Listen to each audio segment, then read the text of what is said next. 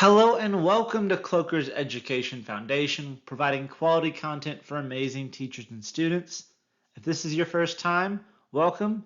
And if you're joining us from a previous lesson or previous series, welcome back. This is our World History series, and this lesson is on the Maya, the Aztec, and the Inca. Before we begin, don't forget to check out the link in the description below for a free graphic organizer to go along with this lesson. So let's dive in. We're going to have three essential questions within this lesson, but they are broken down into each of our parts. So for our first part, it's going to be who were the Mayans and what did they achieve? And so we're going to break down the environment, the cities, the language, and their writing. We'll talk about the economy, the government, religious activities, and the achievements of the Mayan civilization. Now, the Mayan civilization, the peak is going to last around 700 years, estimated between 250 and 900 AD, but they're going to last much later into world history, up until the 1500s, where we see the collapse of the remnants of the Mayan. Now, the Mayan are going to be located at the lower end of Mexico in the Yucatán Peninsula into modern-day Belize, Guatemala, and Honduras as well. And you can see there's going to be a Mayan lowland and the Mayan highland. Of course, this is in reference to the geography of the mountain ranges versus the lower altitudes. When we talk about the environment of the Maya, it's southern Mexico, and the Yucatán Peninsula is where we're going to see most of the archaeological ruins. This is in the steamy jungles of southern Mexico as compared to the highlands, which is going to have lush, cool mountains. And you can see the topography from space, from the satellite image. You can see the lush forest in the Yucatán Peninsula, and you can also see the mountain ranges within the highlands. Now you can see on the left side of the screen there are quite a few Mayan cities that are going to be archaeological sites fairly close to that of modern cities in Mexico, Guatemala, and Belize. We're going to focus on three in this lesson. That is Tikal, that is Palenque, and Chichen Itza. Now, the Maya civilization are going to operate very similar to that of ancient Greece, where you have powerful city-states that are operating independently of each other, but do operate and work and cooperate with each other in a loose confederacy. Now, Tikal is probably the most iconic Mayan city that has been discovered. The towering pyramids overlooking the dense jungles in Guatemala. It is arguably one of the most impressive Mayan city-states that have been founded. Chichen Itza is another major Mayan city that was uncovered in the Yucatán Peninsula and is probably the most visited as a tourist site because of how close it is to a major resort city of Cancun in Peninsula. Now, Chichen Itza is known for the massive pyramid El Castillo, which you see on your screen. It aligns perfectly with the solstices, showing their advanced understanding of astronomy, and is the location where we uncovered the Mayan calendar in its entirety. You can also see on the screen the field or the stadium where the Maya ball game was played, Pitz or Pocotol, again, depending on which civilization and which society you're coming from, which we can also see if you want to clip. There are recreations made quite regularly and posted on YouTube. You can also see Disney portray that game in The Road to El Dorado, which is not historically accurate. Now, the last major Mayan city-state which we're going to talk about is Palenque. Now, this is located in Mexico. It is known for its intricate architecture. It is the most well-preserved city-state that we have uncovered. You can see how well-preserved the buildings are compared to some of the previous slides which we've seen. We've uncovered quite a lot of the Mayan language, the hieroglyphics, from this city-state because of how well preserved it was. When it comes to language and writing, the Maya have arguably the most advanced writing system in the Americas.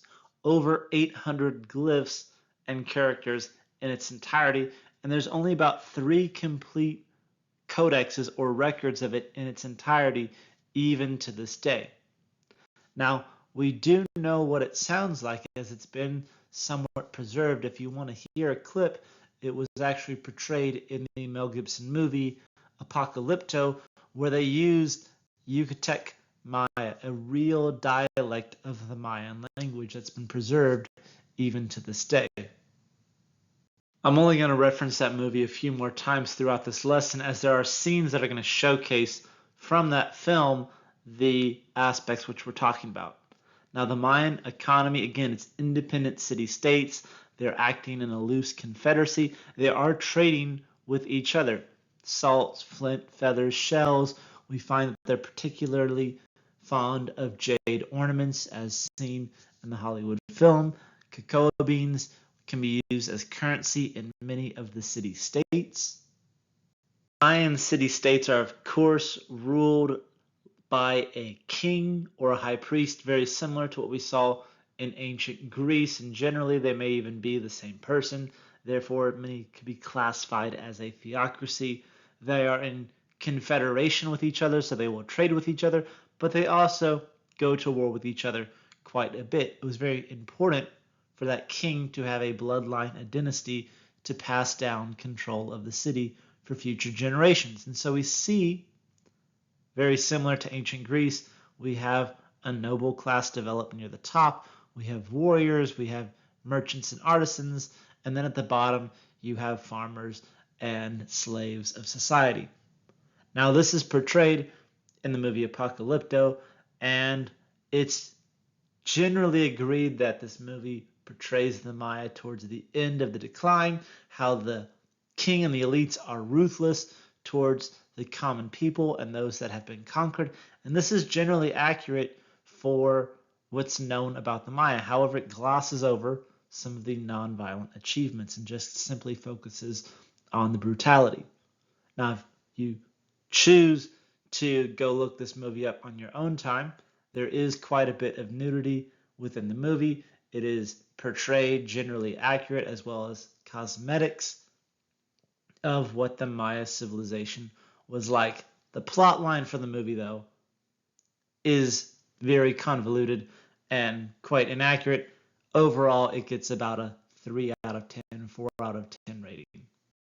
We'll split the difference and say 3.5. So Mel Gibson, if you ever see this, I'm sorry I gave your movie a 3.5 out of 10. Now, in pop culture, we like to emphasize the religious aspect. We talk about the blood offerings and the human sacrifices that the Maya did to their god in order to control the weather, to control the sun. And while this did happen in Maya civilization, it generally did not happen as often as we talk about it.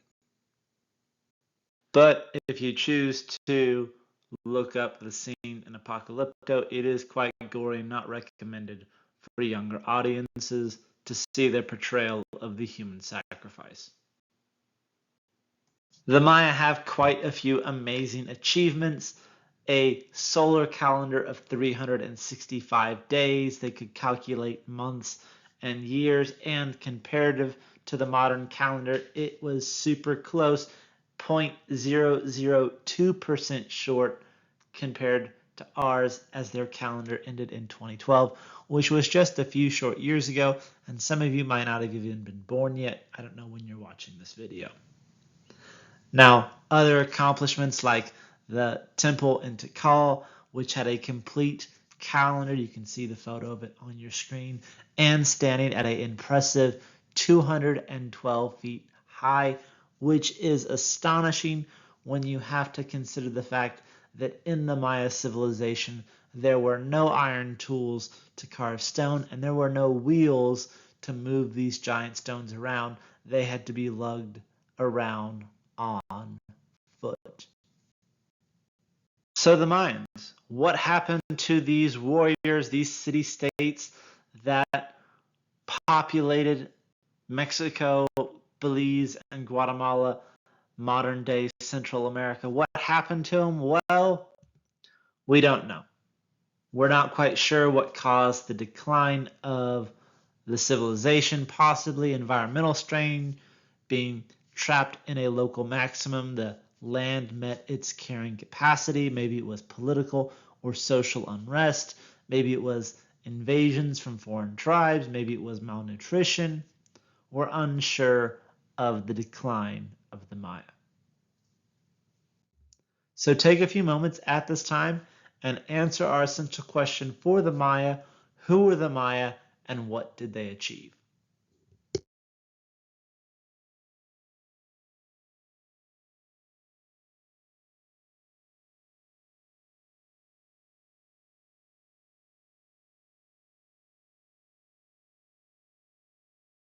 Move to the second part of this lesson, and that is the Aztec. Now, the Aztec, of course, being portrayed, if you're a fan of college football, with San Diego State being the Aztec, very historically known, the Jaguar Warriors being an elite fighting force of ancient America. Essential question for this portion, very similar to the first. Who were the Aztec and what were their achievements? We're going to break down the Aztec about the environment. We'll talk about the cities, the language, writing, economy, government, religion, and of course the achievements of the Aztec. It's estimated that the peak of the Aztec power was between 1325 and that of 1521 AD, which was the fall of Tenochtitlan by Hernan Cortés and the conquistadors. Now, there were several thousands of other Native Americans that were quite fed up with the Aztecs, which get brushed off to the side of history when we talk about the fall of the Aztecs. They were not a very well-liked group from smaller tribes. You can see here this beautiful watercolor that was painted as a historical interpretation of what they thought Tenochtitlan might look like prior to that of the Europeans. Whether that's what the city looked like, that is up for historical debate. And you can see on this map, you have the Maya, which last into the 900 AD in the Yucatán Peninsula. And then you have the Aztec, which stretch across modern day Mexico. And of course, overlapping with the Tenochtitlan and the Toltec as well. And that gap between the two, that is of course where the Olmecs had settled. The difference between the Aztec and the Maya is while the Maya are independent city-states, the Aztec present a unified empire. Situated at Tenochtitlan, which is in the Valley of Mexico, about 7,500 feet above sea level, there's quite fertile soil and several smaller lakes that connect to it. This is going to be the hub where the Aztecs will build their city. Aztecs are going to have quite a few cities again with their massive empire. We're not going to break them down individually because we know more about the Aztecs than the Mayans. The major one being, of course, Tenochtitlan over Lake Texcoco. This is modern day Mexico City built on top. You can see the drawing from the Spanish when they arrived overlooking the city compared to a satellite image of it now. Not a lot is understood about the Aztec language and writing. We know it's pictographs or glyphs, as we've spoken about, very similar to ancient Egypt, very similar to that of the Maya. However, we have not put together a complete writing system with all of the intricacies of it.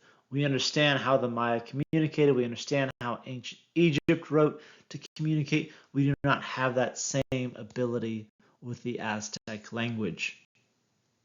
To the economy of the Aztec, because of the warlike state they were constantly in, they quite often demanded tribute from those they conquered, and they were very fond of obsidian. This is, of course, pyroclastic material. It's debris that's spewed out of volcanoes and is quite sharp if you crack it and can be made into weapons or tools even in the modern era. When we start speaking about the government of the Aztec, it's often referred to by historians as the Triple Alliance. Now, at the beginning of this section, I said the Aztecs presented as a unified empire. In reality, when we start looking at the intricacies of the government, it is three different groups: the Texcoco, the Tenochtitlan, and Tlacopan. These three are working together to dominate, to protect themselves from foreign invaders, to extract tribute from smaller tribes. But ultimately, when we speak about the Aztecs, we are speaking about the three of them together. And when we talk about the emperor of the Aztecs, this is the leader of Tenochtitlan, the major city. Of course, is where modern Mexico City is built on top of. That leader is generally referred to as the leader of the three because he is the most powerful. This is Moctezuma. Moctezuma will make some decisions which will begin the decline of the Triple Alliance, the Aztec people. Now we know that the Aztecs were polytheistic, very similar to that of the Mayans. They had many gods. They also practiced human sacrifice, cutting out the heart and offering it up to the gods. We know this, the Spanish documented it when they arrived to the New World. Also performing theater in a less violent sense. Dramas, songs, dances to the gods as tribute for blessings. The Aztec have quite a few major accomplishments. They have a spiritual calendar and a solar calendar very similar to that of the Mayans. Again, this is building off the Olmec and the Zapotec, which we spoke about in a previous lesson. We have the archaeological site and remains of Tenochtitlan, right? We know how the city was built. We know the causeways that were built to the cities or the bridges built to the cities. We know how they used aqueducts to dig channels and bring in fresh water to the cities. We know they built floating pads, chinampas, which were used to garden and grow food, again, extracting water straight from the lake into the crops for nutrients so they can grow, and occasionally providing housing, especially for farmers. It also acts as natural defense because the Aztecs know if you invade, they know where the deep parts of the water are, they know where the shallow parts are, and they can move these floating gardens where they need them. As the old coaching adage goes, offense wins you games, defense wins you championships. Every great civilization is going to know and practice defense, especially if they want to perpetuate their existence and continue existing. Unlike the Maya, we know what caused the decline of the Aztec. We know that when the Spanish arrived, the conquistadors and Hernan Cortés besieged Tenochtitlan. They murdered, raped, and pillaged that city. Cortés, with his 80 conquistadors, take all the fame for destroying it, but we know there was thousands of other Native Americans that he rallied behind, which were all upset with the Triple Alliance, all oppressed by the Aztecs and wanting to fight, thinking the Spanish were going to be much kinder to them. So Hernan Cortés and the Spanish, they besiege, they destroy the city. We know Moctezuma dies in the siege, although we're not sure if the Spanish killed him or if his own people killed him, trying to appease these colonizers. We know they raped and pillaged the city and killed thousands and continue to spread and colonize the New World. And this is why Mexico and Central America speak Spanish to this day, because of the conquistadors that arrived back in the 15 and 1600s. We see that they tried to override the Aztec culture. Modern day Mexico City was built on top of Tenochtitlan. So take a few moments at this time and answer our essential question for this part. Who were the Aztecs and what were their achievements?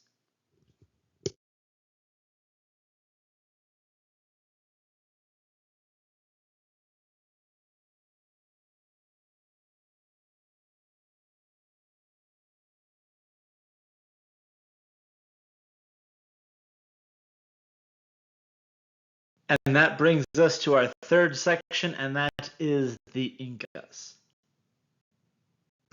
Now, our essential question, very similar to the last two, who were the Inca and what were their achievements? We're going to break it down like our last two sections: the environment, the cities, the language and writing, the economy, government, religion, and ending with their achievements and the decline of the empire. So, the Inca are located in South America. You can see from modern day Colombia all the way down to Chile and Argentina, but the majority of their empire is going to be located within the modern state of Peru. The height of their empire is going to be estimated between 1438 and 1533, which is the Conquistador Conquest with Pizarro. We'll talk about that at the end. You can see here the climate map of South America, and the Inca are going to be dominating again, mostly Peru, Ecuador, parts of Chile, Argentina, and Brazil, occupying the highlands, which are going to vary in altitude quite greatly depending on which part of the mountain you're on. They're going to have rather dry climates or desert climates along the coast in Peru, Chile, and Argentina with semi-arid at spots. They are going to occupy the Andes valleys of Cuzco all the way from Ecuador to Chile. Some of you might have an idea of the Inca from a Disney movie long ago called The Emperor's New Groove. Now, in this, Emperor Cuzco is going to bulldoze a village and build his own temple.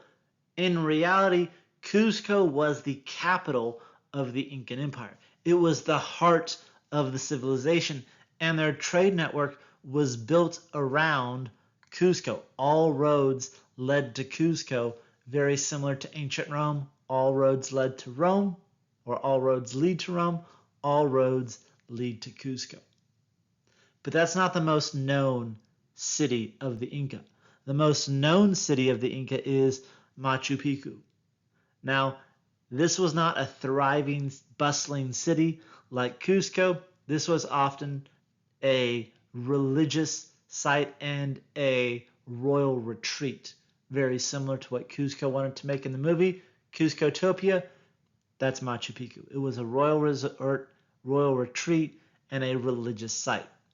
Now, what's unique about these are they are built to withstand the environment. Again, carved into the mountainsides. We know, if you watched our geography series, there's quite a lot of earthquakes in Latin America along Peru, Chile, and Argentina because of the tectonic plates.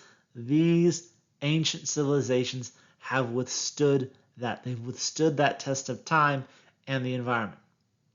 Machu Picchu was also recently discovered in 1911, recently in air quotes, if you couldn't tell. You can see the archaeological ruins of Cusco on the left, and even the people for scale, and of course the modern society that's built up around the site. Cusco is only 50 miles down the road from Machu Picchu, but again, that remained largely unseen until the 1900s. On the right-hand side, you can see the expansion of the Inca territory. Starting in 1400, it was a rather small empire, and then over the course of decades, it encompassed quite a large swath of Latin America, all the way from Ecuador to Chile. When it comes to language and writing, Quechua is the official spoken language of the Inca, and it has been preserved in some parts of Peru, although it has been muddled with other languages. The Inca did not have a written language as we know it. However, they did have a system known as quipu, which is knots on strings. and this indicated different values or records depending on the type of knot and where the knot was on the string. This could communicate census of how many people are in the villages or how many resources as detailed, and it could be carried quite easily across the empire. The economy of the Inca is generally going to be run and facilitated by the government, and it's going to be based off the alio, or the extended family groups. Now, this is a complex system which we could spend 20, 45 minutes breaking down how the complexities and intricacies of it worked, but generally it was organized into groups of tens spaces, so tens, hundreds, thousands, 10,000s. We see that the agriculture was facilitated by the government because of the terrain. They had to use terrace farming and carve out those steps off the mountain sides so they could plant their crops. That acts not only as a place to farm, but also as a defense for invaders. We see irrigation canals being built so they can properly water the crops. And we see government storage sites so they can store the crops and distribute it to the people. The government had total control over the economics, the agriculture of the Inca, and quite a large influence on social life because of how people were grouped. Very close to a modern day socialist or communist state, in my own opinion. The Inca were very intelligent in the breaking up of the empire. They divided it into 4 major regions, which were more manageable, and they, of course, all reported back to the emperor in Cuzco. They built cities in their area. They built schools to educate, both in quipu and farming techniques, as well as military defense, religious practices. Speaking of religion, we see the Inca have few key spirits and gods, such as the creator god Viracocha, the sun god Inti, very important for crops in the mountainside. And because the government controlled the economic and the social life of people, we see very often they are going to conscript or force young men and women into basically the priesthood. So after a while, hey, the village priest is old. Congratulations, Timmy, you're the new high priest. Talking about achievements of the Inca, they did all of this, build the expansive road networks and the temples. Cuzco, Machu Picchu were all built without iron tools, built without the use of the wheel. So every stone and brick had to be picked up by hand and carried to its location. That extensive road network, 14,000 miles of road running the length of Latin America, and they had a postal system to get messages from city to city, very similar to the post system today, but even more similar to that of the Pony Express, where I have a villager, he's going to run to that outpost and he's going to carry the next message 5 miles or 10 miles down, and it's going to drop off with someone else. Quite ahead of its time.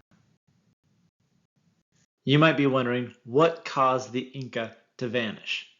And the answer, simply put, is the Spanish. And that rhyme was not intentional. In this case, it is Francisco Pizarro arriving in the 1500s. He is going to be instrumental in the downfall of the Inca. The Spanish are the common denominator in the downfall of most Native American civilizations. But in this case, the Inca leader had just won a civil war over his brother, had achieved power in the kingdom, but knew the Spanish had arrived and were causing issues. And so he orchestrates a meeting hoping that he can negotiate a diplomatic deal with the Spanish and get them to leave. He brings his army to the village of estimated around 40,000 troops. The Spanish, severely outnumbered, less than 200, are going to invite him into the town so they can negotiate. He comes in but doesn't bring his army. He just brings a few people with him, a few translators and advisors, his little entourage. And the Spanish, armed to the teeth, then start murdering them. They murder his advisors, the entourage, guns, bows, arrows, cannons. All of this is going off. They then go out and attack a few of his soldiers. So they scare the army. They have him hostage. And they tell him that if they give the Spanish resources, gold and silver, they will set him free. So he offers them 2 rooms full of silver and 1 full room of gold. Now this takes days and weeks to gather. Right? This is a lot of gold, a lot of silver that they have to get. And so people are going all corners of the empire, getting everything they can and being brought to this town, which the Spanish are collecting. They melt it all down and start packaging it in bars. They put it on a lovely ship, but they never intended to release him. Instead, they strangled him because they were afraid that if he was released, he could inspire a revolt against the Spanish. They wanted to again colonize, and they were afraid that he would have too much power, too much influence, and that him alive was more problems for the Spanish than him being dead. So the Spanish strangled him, which was their chosen form of execution. Some argue he was burned at the stake. Some people also argue whether he was baptized or refused Christianity and whether that played a role in his execution. But historians generally agree he was executed by the Spanish because they wanted an easier way to seize power. So he gets murdered. The Spanish are able to consolidate control over the Inca empires, breaking it down.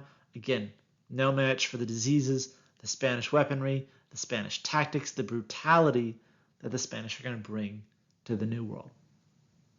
And that is the end of the Inca. So take a few moments and answer our final essential question. Who were the Inca and what were their achievements?